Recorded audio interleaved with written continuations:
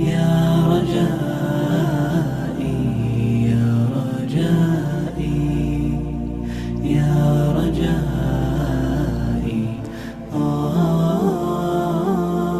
سبوح قدوس ربنا ورب الملائكة والروح. إن الحمد لله نحمده ونستعينه ونستغفره ونعوذ بالله من شرور أنفسنا ومن سيئات أعمالنا. من يهده الله فلا مضل له ومن يضلله فلا هادي له.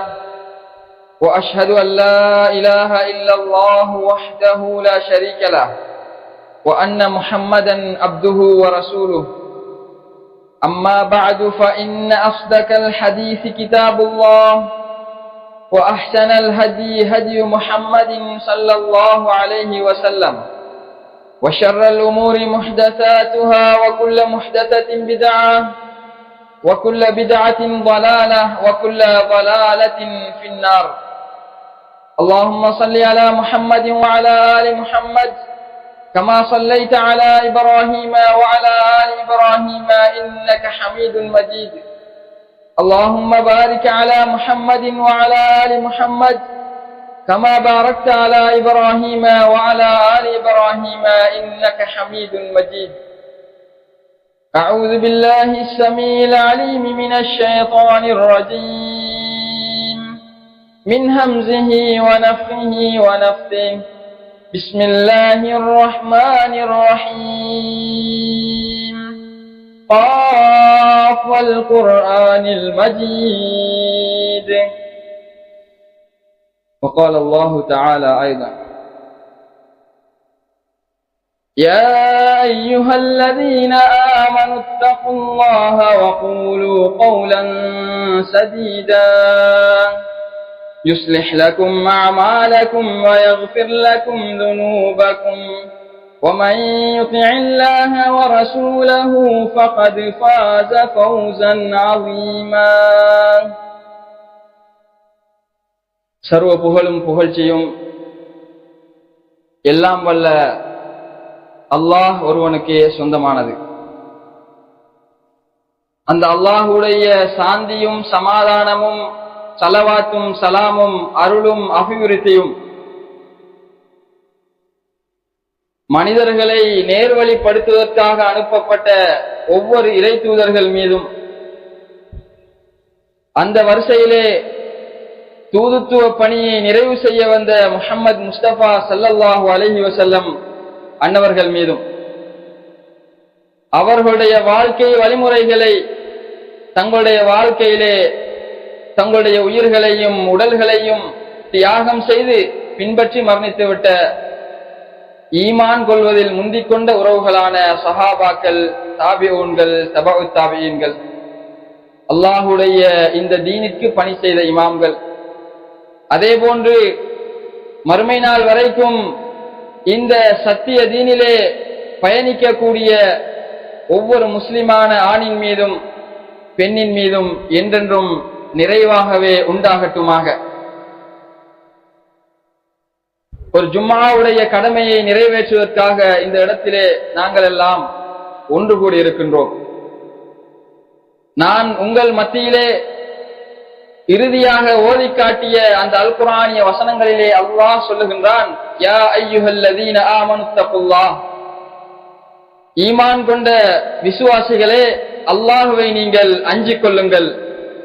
வகூலு கௌலன் சதீதா, நீங்கள் பேசினால் நேர்மையான வார்த்தையையே நீங்கள் பேசுங்கள், உண்மையை பேசுங்கள், செயலிலே நீங்கள் சிறந்தவர்களாக இருந்து கொள்ளுங்கள்.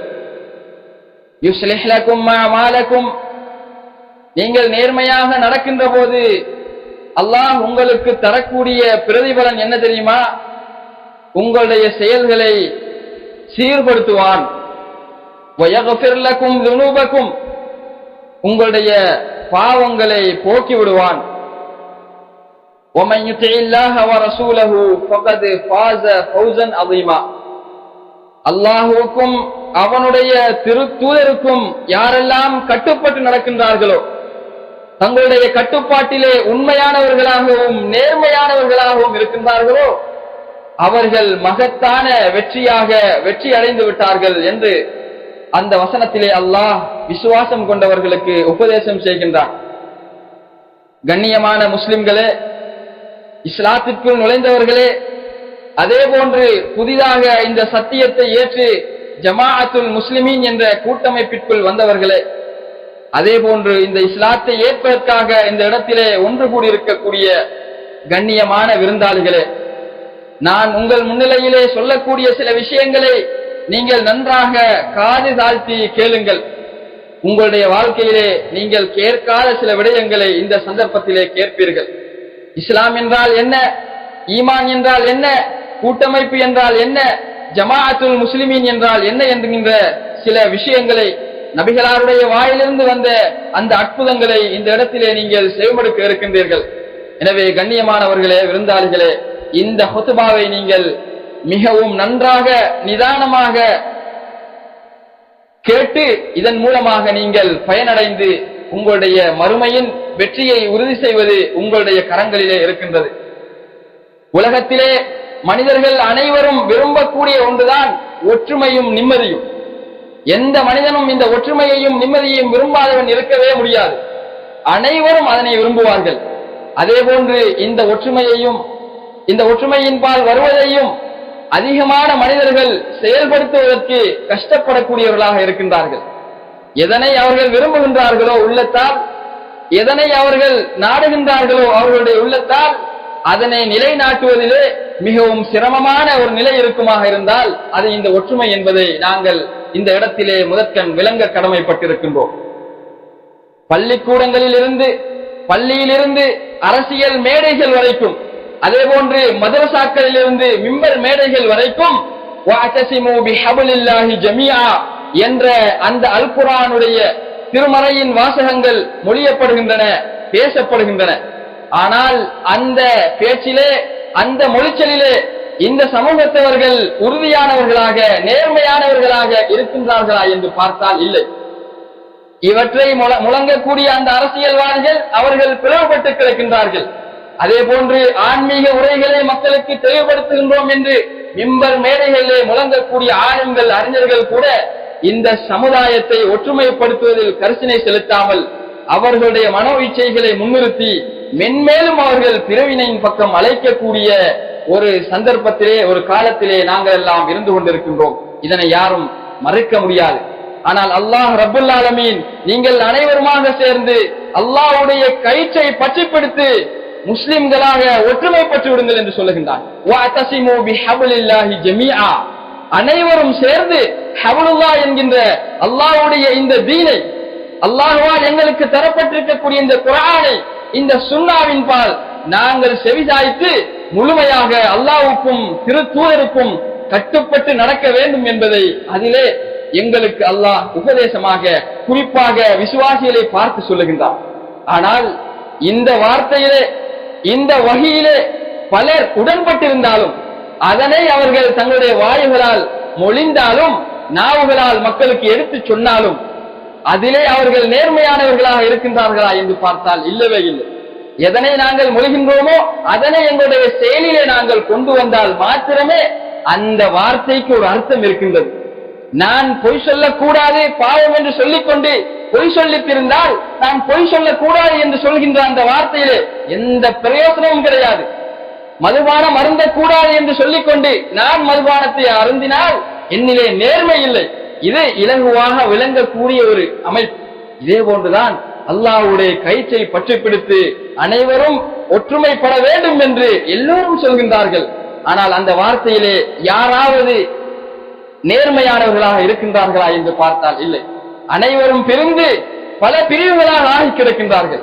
ஆனால் இந்த வார்த்தையிலே நேர்மையானவர்களாக, உண்மையாளர்களாக இருக்க வேண்டும் என்று ஜமாஅத்துல் முஸ்லிமீன் விரும்புகின்றதோடு அதனை தங்களுடைய செயல்களால் நடைமுறைப்படுத்தியும் காட்டுகின்றது.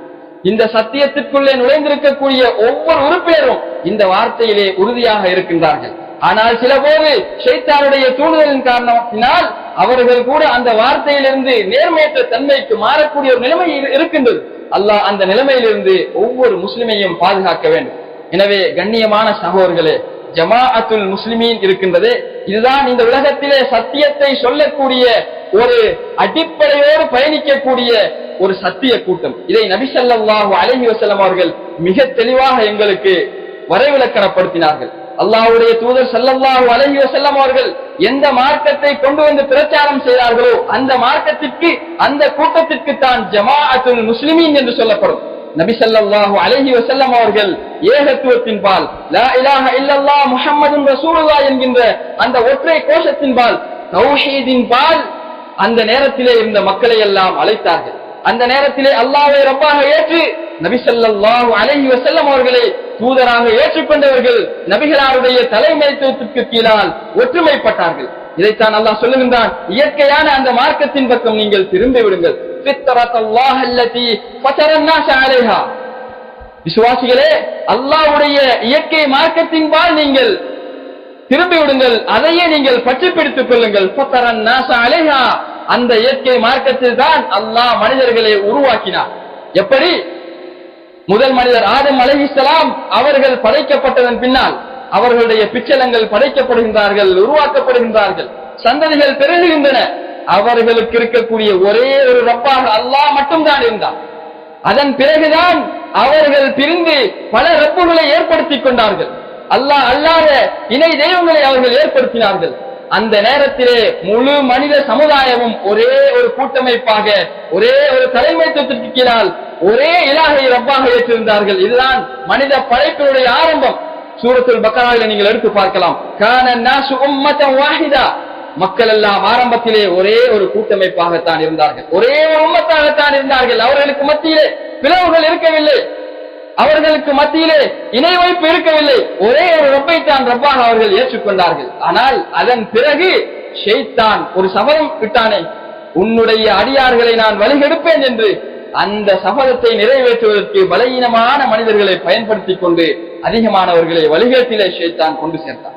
எனவேதான் நபிமார்களையும் தூதர்களையும் வேதங்களையும் கொடுத்து அனுப்ப வேண்டிய தேவை அல்லாஹ் ரப்புல் ஆலமீனுக்கு ஏற்பட்டது. எனவே தூதர்களை அனுப்பி வழிகேட்டிலே இருந்த அந்த மக்களை நேர்வழிப்படுத்துவதற்காக அல்லாஹ் தூதர்களை அனுப்பினார். அந்த வரிசையிலே இறுதியாக வந்தவர்தான் எமது தலைவர் ரசூலுல்லாஹி ஸல்லல்லாஹு அலைஹி வஸல்லம் அவர்கள். அவர்கள் வந்தபோது இந்த மக்கள் எந்த இஸ்லாத்தை அவர்களுக்கு முன்வைத்தார்களோ, அதற்கு முன்னர் வாழ்ந்த நபிமார்கள் எந்த விஷயங்களை, அடிப்படைகளை போதனை செய்தார்களோ அவைகளை எல்லாம் தூக்கி எறிந்துவிட்டு தங்களுடைய மனோவிச்சைக்கு கட்டுப்பட்டு பல பிரிவுகளாக, பல குழுக்களாக தங்களுக்கு மத்தியிலே சண்டையிட்டுக் கொண்டிருந்த அந்த நேரத்தில் தான் தூதராக அனுப்பப்பட்டார்கள். அவர்கள் அல்லாஹ்வை ரப்பாக ஏற்று அவனுடைய தூதராக இருக்கக்கூடிய என்னை நீங்கள் நபியாக ஏற்றுக்கொள்ள வேண்டும் என்கின்ற லா இலாஹ இல்லல்லாஹ் முஹம்மதுன் ரசூலுல்லாஹ் என்கின்ற அந்த கலிமாவின் பால், அந்த உடன்படிக்கையின் பால் அவர்களை அழைத்தார்கள். அந்த நேரத்திலே கட்டுப்பட்டு அந்த வார்த்தைக்கு செவிமடுத்தவர்கள் தான் முஸ்லிம்கள் என்று அடையாளப்படுத்தப்பட்டார்கள். அவர்களுக்கு மாறு செய்தவர்கள் முஸ்லிம்கள் அல்லாதவர்களாக, அவர்களை நிராகரித்தவர்கள் நிராகரிப்பாளர்கள் என்று அடையாளப்படுத்தப்பட்டார்கள். அந்த சத்திய கூட்டமைப்பிற்குள் நுழைந்து சத்திய கூட்டத்திலே துரோகம் செய்து தலைமைத்துவத்துடைய கட்டுப்பாட்டிலிருந்து வெளியேறியவர்களும் இஸ்லாத்திலிருந்து மதம் மாறியவர்களாக அவர்கள் அந்த நேரத்திலே அடையாளப்படுத்தப்பட்டார்கள். இதே அமைப்பிலே தொடர்ந்த அந்த இஸ்லாம் நபி ஸல்லல்லாஹு அலைஹி வஸல்லம் அவர்கள் சொன்னார்கள், மிகவும் கஷ்டப்பட்டு அவர்கள் உருவாக்கிய சஹாபாக்களுடைய உயிர் தியாகங்களுக்கு மத்தியிலே, சஹாபாக்களுடைய பொருளாதாரங்களை தியாகம் செய்து உருவாக்கிய அந்த இஸ்லாம் என்கின்ற பலமான அந்த கட்டமைப்பு என்னுடைய மரணத்திற்கு பின்னால் 12 ஹலீஃபாக்கள் இந்த சத்திய கூட்டமைப்பை ஆட்சி செய்கின்ற வரைக்கும் அசீசன் மணியன் பலமானதாகவும் கண்ணியமானதாகவும் இருக்கும் என்று சொன்னார்.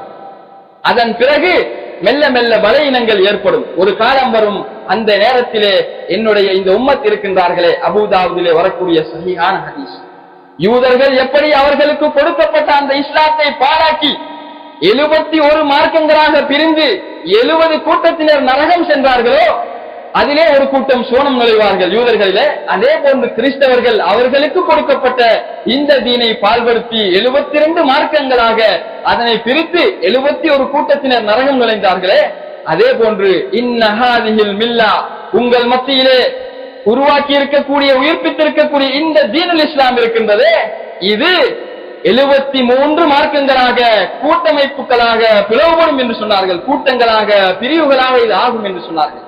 அந்த நேரத்திலே 72 கூட்டங்கள் நரகத்திற்கு உரியவர்கள், இல்லா வாஹிதா, ஒரே ஒரு கூட்டமைப்பை தவிர என்று சொன்னார்கள். அவர்கள் யார் என்று நபித்தோழர்கள் கேட்டபோது சொன்னார்கள், மா அன அலைஹி வஸ்ஹாபி, நானும் என்னுடைய தோழர்களும் எந்த அமைப்பிலே இன்றைய தினத்திலே இருக்கின்றோமோ பயணிக்கின்றோமோ அதே போன்று பயணிக்கக்கூடியவர்கள் தான் அந்த ஒரே ஒரு ஜமாஅத்தினர். அவர்கள் தான் வஹிய அல் ஜமாஅ என்று சொன்னார்கள், ஜமாஅத்துல் முஸ்லிமீன் என்று சொன்னார்கள். எனவே அந்த அமைப்பிலே இந்த உலகத்திலே ஒரு சத்திய கூட்டம் இருக்கின்றது என்று சொன்னால் ஜமாஅத்துல் முஸ்லிமீனை தவிர வேறு யாரும் இந்த அமைப்பிலே செயல்படவில்லை. அவர்கள் பிரிவு கூடாது, ஒரு தலைமைத்துவத்தின்பால் ஒன்றுபட வேண்டும் என்று சொன்னாலும், அல்லாஹ்வுடைய வேதத்தை பற்றி பிடித்து நாங்கள் எல்லாம் ஒற்றுமைப்பட வேண்டும் என்று முழங்கினாலும் அவர்களுடைய வாய் வார்த்தைகளில் தான் அவர்கள் முழங்குகின்றார்களே ஒழிய அவர்களுடைய செயலிலே எந்த விதமான முன்னேற்றத்தையும் காண முடியவில்லை. அவர்கள் நேர்மையற்றவர்களாக இருக்கின்றார்கள் என்பதை நாம் பார்க்கின்றோம். எனவே ஒரு முஸ்லிம், ஒரு விசுவாசி என்பவன் சொல்லாலும் செயலாலும் சரியாக நடந்து காட்டுவான். அந்த அடிப்படையில் தான் அல்லாஹ்வுடைய தூதர் ஸல்லல்லாஹு அலைஹி வஸல்லம் அவர்கள் முன்னறிவிப்பு செய்த அந்த சத்திய தீனிலே நாங்கள் எல்லாம் இணைந்து பயணித்துக் கொண்டிருக்கின்றோம் என்பதை இந்த இடத்திலே வந்திருக்கக்கூடிய விருந்தாளிகள் கண்டிப்பாக விளங்க கடமைப்பட்டிருக்கின்றீர்கள். அகூலு கௌலி ஹாதா அஸ்தக்ஃபிருல்லாஹ் லீ வ லக்கும்.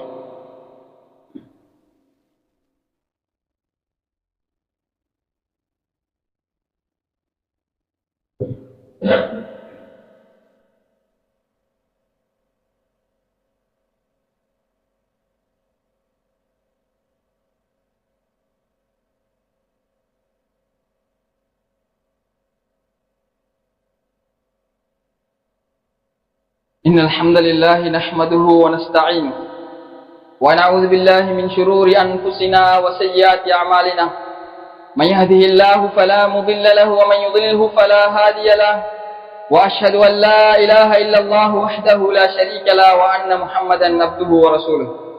اللهم صل على محمد وعلى آل محمد كما صليت على إبراهيم وعلى آل إبراهيم إنك حميد مجيد. اللهم بارك على محمد وعلى آل محمد كما باركت على إبراهيم وعلى آل إبراهيم إنك حميد مجيد. எனவே நபி ஸல்லல்லாஹு அலைஹி வஸல்லம் அவர்கள் நபியாக வந்து மீண்டும் உயிர்ப்பித்த அந்த இஸ்லாத்திலே நுழைய விரும்புபவர்கள் அல்லாஹ்வையும் தூதரையும் நபியாக ஏற்றுக்கொண்டு அந்த கலிமாவை மொழிந்து நபிகளாடத்திலே உடன்படிக்கை செய்வதன் மூலமாக இஸ்லாத்திற்குள் நுழைந்தார்கள். அந்த உடன்படிக்கையுடைய வடிவம் என்ன? அதுதான் லா இலாஹ இல்லல்லாஹ் முஹம்மதுன் ரசூலுல்லாஹ் என்ற அந்த வார்த்தைகளை மொழிந்து இஸ்லாத்தினுடைய சில அடிப்படை கடமைகளை நான் செய்வேன், நிறைவேற்றுவேன் என்று சொல்லி இஸ்லாமாக ஆனார்கள். இப்படித்தான் ஒரு கூட்டமைப்பிற்கு வெளியே இருக்கக்கூடிய மனிதர்கள், இஸ்லாத்திற்கு வெளியே இருக்கக்கூடிய மனிதர்கள், பிரிவுகளிலே இருக்கக்கூடிய மனிதர்கள், இணை வைப்பிலே இருக்கக்கூடிய மனிதர்கள், சிலை வணக்கத்திலே இருக்கக்கூடிய மனிதர்கள் முஸ்லிமாக ஆகுவதாக இருந்தால் அந்த சத்திய கூட்டத்தின் இமாமிடத்திலே, தலைவரிடத்திலே போய் உடன்படிக்கை செய்வதன் மூலமாகத்தான் அவர்கள் முஸ்லிம்களாக ஆகுவார்கள். இதே அமைப்பில் தான் ஜமாஅத்துல் முஸ்லிமீன் மற்றவர்களிடத்திலே இஸ்லாத்திற்கான உறுதிமொழியை வாங்கி கொண்டிருக்கின்றது. அந்த அடிப்படையிலே உறுதிமொழி கொடுத்தவர்கள் அவர்களுடைய மரணம் வரைக்கும் அந்த உறுதிமொழியை சரியாக அவர்கள் நிறைவேற்ற வேண்டும். ஏன் தெரியுமா? அவர்கள் உறுதிமொழி செய்வது அல்லாஹ்வுடைய பிரதிநிதிகளாக இருக்கக்கூடிய அந்த நபிமார்களிடத்திலே அல்லது நபிமார்களுடைய மரணத்திற்கு பிறகு ஹலீஃபாக்களாக அந்த சத்திய கூட்டமைப்பை தலைமை தாங்கக்கூடியவர்களாக வரக்கூடியவர்களிடத்திலே செய்தாலும் அவர்கள் அந்த உடன்படிக்கையை அல்லாஹ்வோடு செய்கின்றார்கள் என்பதை நாம் அல் குர்ஆனிலிருந்து விளங்கிக் கொள்ளலாம். இன்னல்லதீன யுபாயிஊனக இன்னமா யுபாயிஊன அல்லாஹ், எவர்கள் நபியே உம்மிடத்திலே உறுதிமொழி அளிக்கின்றார்களோ அவர்கள் அல்லாஹ்வோடு அந்த உடன்படிக்கையை செய்கின்றார்கள். யதுல்லாஹி ஃபௌக ஐதீஹிம், அவர்களுடைய கரங்களுக்கு மேலால் உடன்படிக்கை கொடுக்கின்றார்களே அவர்களுடைய கரங்களுக்கு மேலால் அல்லாஹ்வுடைய கை இருக்கின்றது. ஃபமன் நகஸ ஃபஇன்னமா யன்குஸு அலா நஃப்ஸிஹி, யார் அந்த உடன்படிக்கைகளை முறிக்கின்றார்களோ அவர் தனக்கு கேடாகவே முறித்து விட்டார். உடன்படிக்கையை ஒருவன் முறித்து விட்டால் அவனுக்கு அது கேடான நாளை மறுமை நாளிலே வரும் என்பதை அந்த அல் குர்ஆனிய வசனம் எங்களுக்கு தெளிவுபடுத்துகின்றது. அதே போன்று நீங்கள் அல்லாஹ்வோடு செய்த அந்த உடன்படிக்கைகளை நிறைவேற்றி விடுங்கள், முறித்து விடாதீர்கள். அல்லாஹ்வை ரப்பாக ஏற்று இறுதி நபியை முஹம்மது ஸல்லல்லாஹு அலைஹி வஸல்லம் அவர்களை தூதராக ஏற்று நாங்கள் அந்த கலிமாவிலே உடன்பட்டால், கலிமாவிலே உடன்பட்ட சமூகத்தினர், கலிமாவிலே உடன்பட்ட எந்த ஒரு மனிதரும் பிளவுபட்டு செல்வதற்கு எந்த விதமான ஆதாரத்தையும் அனுமதியையும் இஸ்லாம் வைக்கவே இல்லை. அன்பானவர்களே, இந்த அடிப்படையை நன்றாக நீங்கள் புரிந்து கொள்ளுங்கள். ஆனால் துரதிஷ்டம், எம்முடைய சமூகத்திலே இருக்கக்கூடியவர்கள் நபிகளாருடைய அந்த முன்னறிவிப்பின் பிரகாரம் பல கூட்டங்களாக பிரிந்து கொண்டு ஒவ்வொருவரும் நாங்கள் தான் முஸ்லிம்கள் என்ற ஒரு வெற்று கோஷத்தோடு வாழ்ந்து கொண்டிருக்கின்றார்கள். நபி ஸல்லல்லாஹு அலைஹி வஸல்லம் அவர்கள் இதை பற்றியும் மிக தெளிவாக சொன்னார்கள். சஹீஹுல் புகாரியை எடுத்து புரட்டி பாருங்கள். 7084வது இலக்கத்திலே ஹுதைஃபா இப்னு யமான் ரலியல்லாஹு அன்ஹு அவர்கள் அறிவிக்கக்கூடிய ஒரு செய்தி. நபிகளாரிடத்திலே கேட்கின்றார்கள், யா ரசூலல்லாஹ், இன்னா குன்னா ஃபீ ஜாஹிலியத்தின் வ ஷர்ரின். நீங்கள் இந்த இஸ்லாத்தை கொண்டு வருவதற்கு முன்னால் நாங்கள் குஃப்ரிலும் இறை மறுப்பிலும் ஜாஹிலியத்திலும் இருந்தோம். ஃபஜாஅனல்லாஹு பிஹாதல் கைர். உங்கள் மூலமாக இந்த இஸ்லாத்தை அல்லாஹ் எங்களுக்கு கொண்டு வந்தான். எனவே இந்த இஸ்லாத்திற்கு பிறகு, இந்த நலவுக்கு பிறகு மோசமான காலம் வருமா என்று கேட்டார்கள். ஆம், வரும் என்று சொன்னார்கள். மீண்டும் பழைய ஒரு நிலைப்பாடு வரும் என்று சொன்னார்கள். அதற்கு பிறகு மீண்டும் ஒரு நல்ல காலம் வருமா என்று கேட்டார்கள். ஆம், நல்ல காலம் வரும் என்று சொன்னார்கள். மீண்டும் அதற்கு பிறகு கெட்ட காலம் வருமா என்று கேட்டார்கள். ஆம் என்று சொன்னார்கள். அந்த நேரத்திலே ஃபமாதா தஅமுர்னி இன் அத்ரகனி ذلك, அந்த நிலைமையை நான் அடைந்து கொண்டால் எனக்கு எதனை ஏவுகின்றீர்கள் என்று கேட்டார்கள். சொன்னார்கள், தல்ஸமு ஜமாஅத்தல் முஸ்லிமீன வ இமாமஹும். முஸ்லிம்கள் யாராவது கூட்டமைப்பாகவும் தலைமைத்துவத்தோடும் வாழ்வதை நீங்கள் கண்டால் அவர்களை நீங்கள் பற்றி பிடித்துக் கொள்ளுங்கள் என்று சொன்னார்கள். எந்த பிரிவினைவாதிகளோடும் சேர்ந்து விடாதீர்கள். எல்லா பிரிவுகளையும் நீங்கள் விட்டு ஒதுங்கி விடுங்கள் என்று சொன்னார்கள். முஸ்லிம்களாக இருக்கக்கூடியவர்கள், அவர்களுக்கு மத்தியிலே அந்த சமுதாயத்திலே ஒரு கூட்டமைப்பு வாழ்க்கை இல்லை என்று சொன்னால், ஒரு இமாம் அவர்களுக்கு தலைமை தாங்கவில்லை என்று சொன்னால், எந்த பிரிவினைவாதிகளோடும் நீங்கள் சேர்ந்து விடாதீர்கள். அவர்கள் அனைவருமே பிரிவினைவாதிகள், தனித்து ஒதுங்கி இருங்கள் என்று நபி ஸல்லல்லாஹு அலைஹி வஸல்லம் அவர்கள் கட்டளை பிறப்பித்தார்கள். அந்த நேரத்திலே அழைக்கக்கூடிய அழைப்பாளர்களை பற்றி சொன்னார்கள், துஆத்துன் அலா அபுவாபி ஜஹன்னம். நரகத்தின் விளிம்புகளில் இருந்து அழைப்பாளர்கள் அழைத்துக் கொண்டிருப்பார்கள். அல்லது துஆத்துன் இலா அபுவாபி ஜஹன்னம், நரகத்தை நோக்கி மக்களை அழைத்துக் கொண்டிருப்பார்கள். ஆனால் ஹும் மின் ஜில்தத்தினா, அவர்கள் எங்களுடைய இனத்தை சார்ந்தவர்கள் தான். வயதகல்லமூன பி அல்சினத்தினா, நாங்கள் சொல்லக்கூடியதான் அவர்களும் பேசுவார்கள் என்று சொன்னார்கள். அப்படி என்றால் நேரடியாக வாருங்கள் நரகத்திற்கு செல்வோம் என்று அழைக்க மாட்டார்கள். அப்படி யாரையும் அழைக்க முடியாது. அப்படி அழைத்தால் யாரும் வரவும் மாட்டார்கள். அவர்களுடைய வாதங்கள் எல்லாம் எப்படி இருக்கும் தெரியுமா? நபி ஸல்லல்லாஹு அலைஹி வஸல்லம் அவர்களை உண்மைப்படுத்துவார்கள், அல்லாஹ்வை ஏற்றுக்கொள்வார்கள். ஆனால் பல பிரிவுகளாக இருந்து கொண்டு ஒவ்வொரு பிரிவாரும் ஒவ்வொரு பெயர்களிலே இயங்கிக் கொண்டு நாங்கள் தான் சத்தியத்திலே இருக்கக்கூடியவர்கள் என்ற ஒரு கோஷத்தை மக்களுக்கு மத்தியிலே முன்வைப்பார்கள். அவர்களை பார்த்து நீங்கள் உண்மையாளர்களாக இருந்தால் நாங்கள் அனைவரும் ஒன்று போடுவோம் என்று சொன்னால் அந்த ஒற்றுமைக்கும் அந்த உடன்பாட்டிற்கும் ஒருபோதும் வரமாட்டார்கள். நாங்கள் பார்த்துக் கொண்டிருக்கின்றோம். ஆனால் குர்ஆனை பற்றி பேசுவார்கள், சுன்னாவை பற்றி பேசுவார்கள், அழகான நபிகளாருடைய சுன்னாவை நடைமுறைப்படுத்த வேண்டும் என்று அவர்கள் ஆழமாக பேசுவார்கள். ஆனால் ஒற்றுமை என்கின்ற இந்த அல்லாஹ்வுடைய கயிற்றின்பால் நாங்கள் வந்து பலமாக பற்றி பிடிக்க வேண்டும் என்ற ஒரு விஷயத்தை நீங்கள் சொன்னால் அதற்கு அதிகமான மனிதர்கள் உடன்படாதவர்களாக இருக்கின்றார்கள். எனவேதான் அல்லாஹ் அல் குர்ஆனிலே சொல்கின்றான், கலீலம்மா தஷ்குரூன். அல்லாஹ்வுக்கு நன்றி செலுத்தக்கூடியவர்கள் மிகவும் சொற்பமானவர்கள். கலீலம்மா ததக்கரூன். அல்லாஹ்வுடைய இந்த வசனங்கள் மூலமாக, அவருடைய வார்த்தைகள் மூலமாக படிப்பினை பெறக்கூடியவர்கள் மிகவும் சொற்பமானவர்கள் என்று சொன்னார்கள்.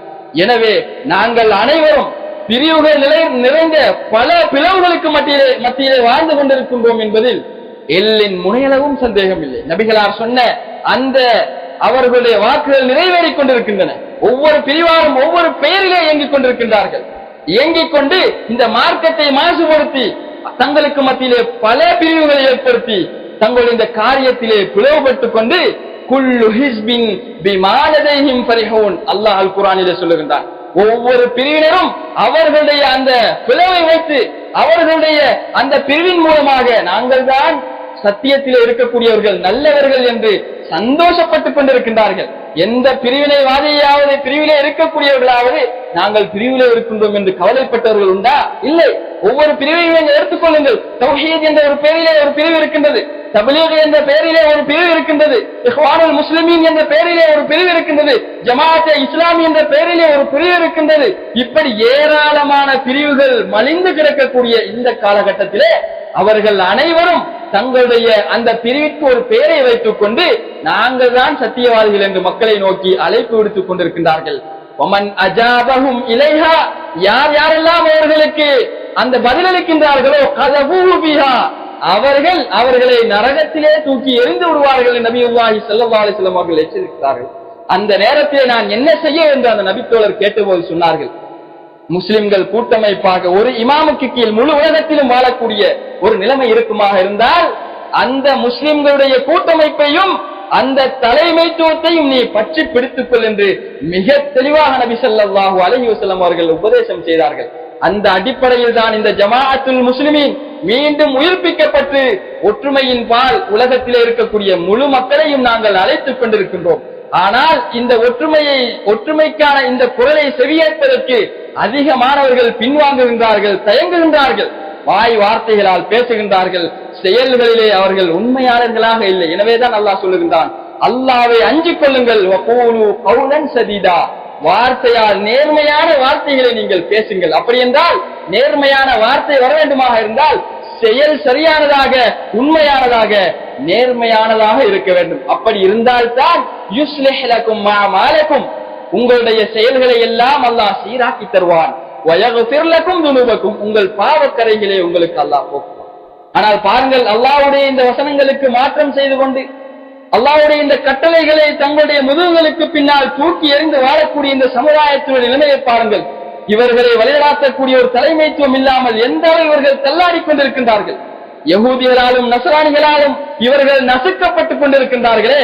அல்லாஹ்வுடைய தூதருடைய வார்த்தைகளை மதித்து அல்லாஹ்வுடைய வார்த்தைக்கு இவர்கள் கட்டுப்பட்டிருந்தால் கண்ணியமான ஒரு சமுதாயத்தினர்களாக, நபிகளாரும் அவர்களுக்கு அடுத்து வந்த கலீஃபாக்களும் எப்படி முஸ்லிம்களை வழிநடாத்தினார்களோ, எப்படி எதிரிகள் அஞ்சி பயந்து நடுங்கி ஓடி ஒழித்தார்களோ, அதே போன்ற ஒரு நிலைமை இருக்கும். ஆனால் சகல விதமான அதிகாரங்களும் வசதிகளும் பொருளாதாரங்களும் கொடுக்கப்பட்ட நிலையிலும் கூட உலக சுகபோகங்களின் பால் இவர்கள் தங்களுடைய சிந்தனைகளை செலுத்தி அப்படியே ஷைத்தானுக்கு வழிபட்டு பல பிரிவுகளாக ஆகி பிரிவுகள் என்ற அந்த மாயையிலே சிக்கி சின்ன பின்னமாகி விட்டார்கள் என்பதை பார்க்கணும். இதன் விளைவாகவே இந்த உலகத்திலே எத்தனை கஷ்டங்கள், துயரங்களை லா இலாஹ இல்லல்லாஹ் முஹம்மதுன் ரசூலுல்லாஹ் என்று அதனை ஏற்றுக்கொண்ட இந்த மக்கள், அதாவது அதுதான் உண்மை என்று சரிகண்டாலும் அதை நடைமுறைப்படுத்தாமல் வாழ்கின்றார்களே இந்த பிரிவுகள், அவர்களுக்கு ஏற்பட்டிருக்கக்கூடிய இந்த அவல நிலையை நாங்கள் யோசித்து சத்தியத்தின் பால் நாங்கள் அணிதிரள வேண்டும். கண்ணியமானவர்களே, மற்றவர்கள் இந்த கோஷங்களை, இந்த வார்த்தைகளை செயல்படுத்தவில்லையே என்று நாங்கள் கவலை கொள்ளக்கூடாது. முதலாவதாக நான் சீர்திருந்த வேண்டும். எனக்கு இந்த வஹி அல்லாஹ்வுடைய வார்த்தை சொல்லப்பட்டிருக்கின்றதா, அதை நான் எடுத்து நடக்க வேண்டும். அதுதான் எனக்குரிய கடமை. அதன் பிறகு என்னுடைய குடும்பத்தவர்களுக்கு நான் பக்குவமாக தெரிவித்து விட வேண்டும். அதன் பிறகு என்னுடைய நெருக்கமானவர்களுக்கு இதை உணர்த்த வேண்டும். அப்படி இல்லாமல் அவர்கள் அப்படி செய்யவில்லை தானே, அவர்களுக்கு விளங்கவில்லையா என்று எங்களுக்குள்ளேயே நாங்கள் கேள்விகளை கேட்டுக் கொண்டிருப்போமாக இருந்தால் ஷைத்தானுக்கான வாசலை திறந்து விடுகின்றோம். அந்த நேரத்திலே லாபகமாக ஷைத்தான் எங்களை கவ்விக்கொண்டு சத்தியத்திலிருந்து தூரமாக்கி விடுவான். எனவே சொல்லப்பட்ட இந்த வஹியின் வார்த்தைகள், குர்ஆனுடைய இந்த வார்த்தைகளை, நபிகளாருடைய எச்சரிக்கைகளையும் முன்னறிவிப்புகளையும் சரியாக எங்களுடைய ஆழ் மனதிலே நாங்கள் பதித்துக் கொண்டு நான் இந்த சத்தியத்தை சரியாக பின்பற்ற வேண்டும் என்கின்ற ஒரு திடமான முடிவுக்கு நாங்கள் வருவோமாக இருந்தால், அதன் பிறகு எங்களுடைய குடும்பம், அதன் பிறகு எங்களுடைய நெருக்கமானவர்கள், அதன் பிறகு ஊர் என்ற அடிப்படையிலே இந்த சத்தியத்தை நாங்கள் இந்த உலகத்திலே அழகாக நிலைநிறுத்த முடியும். ஆனால் இதற்கு அதிகமானவர்கள் தயாரில்லை என்பதை இந்த நேரத்திலே புரிந்து கொள்ளுங்கள். ஆனால் அல்லாஹ் சொல்லுகின்ற பிரகாரம் சொற்பமானவர்கள் தான் அல்லாஹ்வை நம்பிக்கை கொள்ளக்கூடியவர்களாகவும் அல்லாஹ்வுக்கு நன்றி செலுத்தக்கூடியவர்களாகவும் இருப்பார்கள் என்று மிக தெளிவாக அல்லாஹ் அல் குர்ஆனிலே சொல்லுகின்றான். எனவே அந்த சொற்பமானவர்களை நானும் நீங்களும் ஆகக்கூடாதா? இந்த சத்திய வசனங்கள், அல்லாஹ்வுடைய வேதத்தின் தெளிவுகள் எங்கள் முன்னால் தெளிவுபடுத்தப்பட்டதன் பின்னால் நாங்கள் இதனை மறைப்போமாக இருந்தால் நிச்சயமாக நாங்கள் அல்லாஹ்விடத்திலே குற்றவாளிகள் என்பதை இந்த இடத்திலே நாங்கள் அல்லாஹ்வுடைய பயத்தோடு சிந்திக்க கடமைப்பட்டிருக்கின்றோம். எனவே சத்தியத்தை நோக்கி வந்திருக்கக்கூடிய விருந்தாளிகளே, இந்த அடிப்படையை நீங்கள் உங்கள் ஆழ் மனதிலே புரிந்து கொள்ளுங்கள். இந்த பிரிவு காலத்திலே நபி ஸல்லல்லாஹு அலைஹி வஸல்லம் அவர்கள் எங்களுக்கு வழிகாட்டிய ஒரே ஒரு அமைப்பு, முஸ்லிம்கள் என்பவர்கள் ஒரு கூட்டமைப்பாக ஒரு இமாமுக்கு கீழால் இருந்தால் உன்னுடைய ஈமானையும் இஸ்லாத்தையும் நீ பாதுகாத்து தஞ்சம் அடைய வேண்டிய ஒரு இடம் அந்த ஜமாஅத்துல் முஸ்லிமீன் என்பதில் எந்த சந்தேகமும் கிடையாது. அதனை தவிர உள்ள எந்த ஒரு பிரிவினைவாதிகளுக்கும் நபி ஸல்லல்லாஹு அலைஹி வஸல்லம் அவர்கள் அனுமதி வழங்கவே இல்லை. ஒவ்வொரு பிரிவினைவாதிகளும் தங்களுடைய இயக்கத்தின் பெயரால் பிரிந்து கொண்டு பெயர்களை வைத்திருக்கின்றார்களே, அந்த பிரிவு பெயர்களுக்கும் இஸ்லாத்திலே அனுமதியும் இல்லை, அங்கீகாரமும் இல்லை. அல்லாஹ் முஸ்லிம்கள் என்று மட்டும்தான் அவனுக்கு கட்டுப்படக்கூடியவர்களை அழைத்திருக்கின்றான். அந்த முஸ்லிம்கள் அந்த ஒரு கட்டுப்பாட்டிலே ஒன்று சேருகின்ற போது நபி ஸல்லல்லாஹு அலைஹி வஸல்லம் அவர்கள் அது முஸ்லிம்களின் கூட்டமைப்பு என்று அடையாளப்படுத்தினார்கள். அதற்குத்தான் அரபியிலே ஜமாஅத்துல் முஸ்லிமீன் என்று சொல்லப்படும் அந்த அமைப்பிலே நாங்கள் முஸ்லிம்களாக கூட்டமைப்பாக ஒரு இமாமிற்கு கீழால் முழு உலகத்திலும் நாங்கள் வாழ்ந்து கொண்டிருக்கின்றோம். எங்களுக்கென்று இந்த முழு உலகத்திற்கும் ஒரே ஒரு தலைமைத்துவம் தான் இருக்கும், அதுதான் இஸ்லாமிய தலைமைத்துவமாக இருக்கும். இந்த தலைமைத்துவத்தின் அடிப்படையில் தான் நபி ஸல்லல்லாஹு அலைஹி வஸல்லம் அவர்கள் அந்த மக்கா மதீனாவிலிருந்து மக்களை வழிநடாத்தினார்கள். அங்கிருந்து தான் முழு உலகத்திற்கும் இந்த இஸ்லாம் பரவியது. அதன் பிறகு நபியுடைய சுன்னாவின் அடிப்படையிலே அதற்கு அடுத்து வந்த ஹலீஃபாக்கள் அவர்களை சரியாக திறம்பட வழிநடாத்தினார்கள். பின்னர் காலம் செல்ல செல்ல பலவீனங்கள் ஏற்படுத்தப்பட்டு அந்த சன்மார்க்கம் பல துண்டுகளாக துண்டாடப்பட்டது. அந்த நேரத்திலே பிரிவுகள் நிறைந்த அந்த நேரத்திலே நீங்கள் எப்படி வாழ வேண்டும் என்பதை மிக தெளிவாக சஹீஹுல் புகாரியிலே வரக்கூடிய அந்த ஹதீஸின் மூலமாக இந்த இடத்திலே நான் உங்களுக்கு சொன்னேன். எனவே அந்த ஹதீஸுக்கு கட்டுப்பட்டு அல்லாஹ்வுடைய அந்த வார்த்தைகளை மதித்து நாங்கள் இஸ்லாத்தில் நுழைவதன் மூலமாக எங்களுடைய மன்னரை வாழ்க்கையையும் பிரகாசப்படுத்தி நாளை மறுமை நாளுடைய அந்த வாழ்க்கையை நிரந்தர சோனத்துக்குரிய வாழ்க்கையாக அமைப்பதற்கு அல்லாஹ் எனக்கும் உங்களுக்கும் தௌஃபீக் செய்வானாக. அகூலு கௌலி ஹாதா அஸ்தக்ஃபிருல்லாஹ் லி வ லக்கும்.